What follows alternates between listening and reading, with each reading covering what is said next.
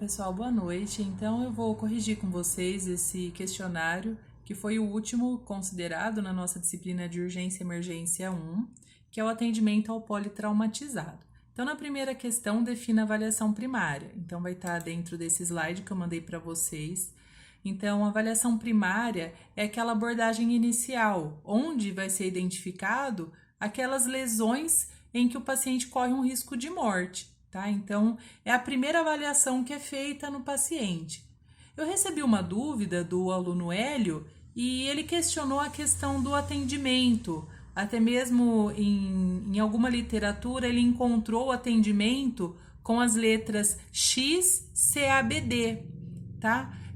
Eu expliquei para ele que, na verdade, cada situação a gente vai ter uma prioridade diferente. Né? No caso, quando a gente chega numa cena e se depara com um paciente que está numa parada respiratória e está também envolvido num trauma, então é claro que a gente vai fazer o atendimento do que é mais grave primeiro.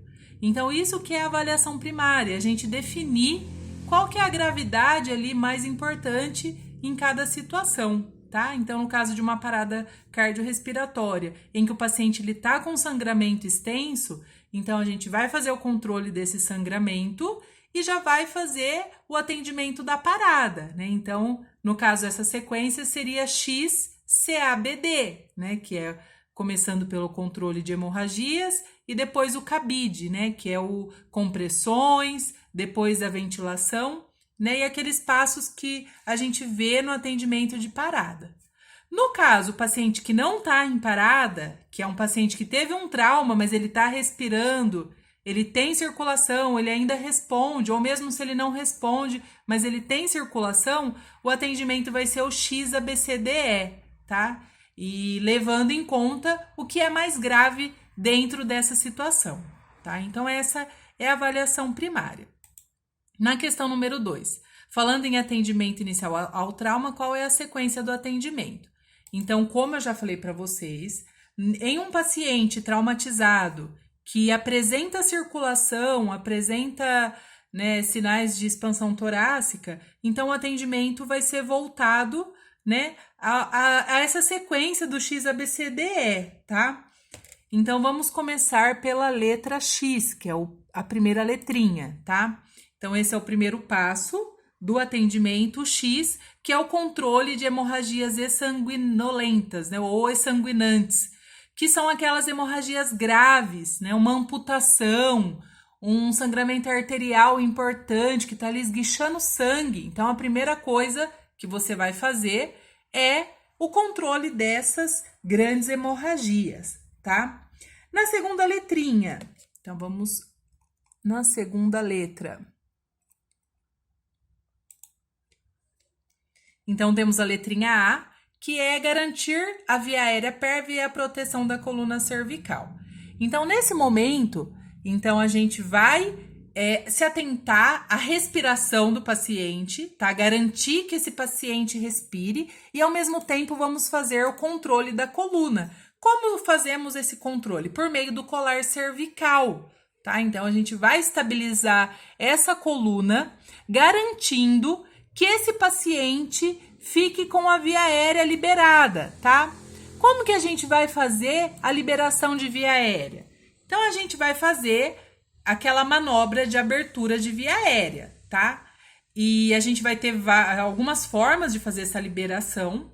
No paciente traumatizado, o mais indicado é a tração da mandíbula. Por quê? Porque a gente não pode ficar manipulando a coluna, desestabilizando a coluna cervical desse paciente, tá? Então, a gente vai fazer essa liberação por meio da elevação da mandíbula, tá? Vamos para a próxima letrinha, que é a letrinha B. Vai estar aqui no slide número 20, tá? Garantir oxigenação adequada e ventilação.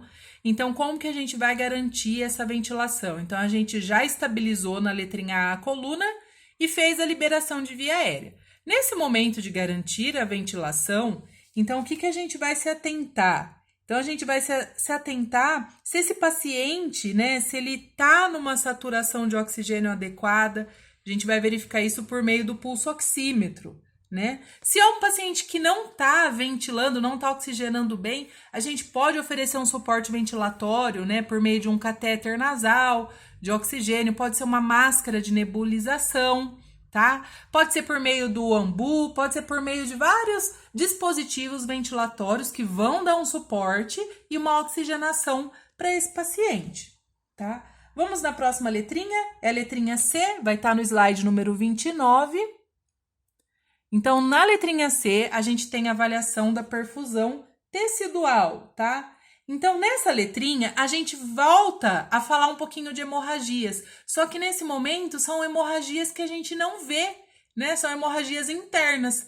Como que a gente faz essa avaliação? Né? Por meio de avaliação da perfusão, né? Será que esse paciente está com perfusão em extremidades? Né? Ele está tendo algum sinal evidente de que ele está perdendo sangue internamente, uma questão que a gente não consegue ver, né? Ele pode apresentar esses sinais por meio de um pulso acelerado, uma falta de ar, uma dispneia. Então, nesse momento, a gente vai fazer esse passo. Vamos ao próximo passo, que está no slide 34. A letrinha D, avaliação do estado neurológico. Então, o que a gente faz nessa letrinha? Avaliação neurológica, tá? Por meio de avaliação de pupila e por meio das escalas que a gente vai ter. A escala que a gente mais vai utilizar é a escala de Glasgow, né? Que é uma escala que eu vou voltar a falar com vocês, né? Dentro da disciplina de UTI, a gente vai falar dessa escalinha, que é uma escala que vai dar uma pontuação de acordo com cada resposta do paciente. Tudo isso para avaliar se ele está com alguma deficiência neurológica, tá? Então, essa é a letrinha D. Vamos à próxima letrinha, que é a letrinha E, tá no slide 41. Então, a letrinha E é referente à exposição da vítima. Então, é um momento que a gente vai expor em busca de algum sinal de fratura, algum hematoma, algum ferimento, alguma lesão. E nesse momento, quando a gente faz essa exposição, a gente faz também depois o aquecimento com manta térmica, aquelas mantas de alumínio que a gente vai envolver o paciente para garantir depois o aquecimento desse paciente, tá? Então, essa é a sequência do atendimento desse paciente, né? O paciente vítima de trauma. Lembrando que cada situação vai ter uma prioridade. A gente vai usar essa sequência no paciente que a gente percebeu que a gente fez a avaliação primária e é um paciente que ele tem sinal de circulação, né? Ele tem pulso central, ele tem respiração, então agora a gente vai ter uma outra prioridade, né? Uma avaliação secundária por meio dessa sequência dessas letras.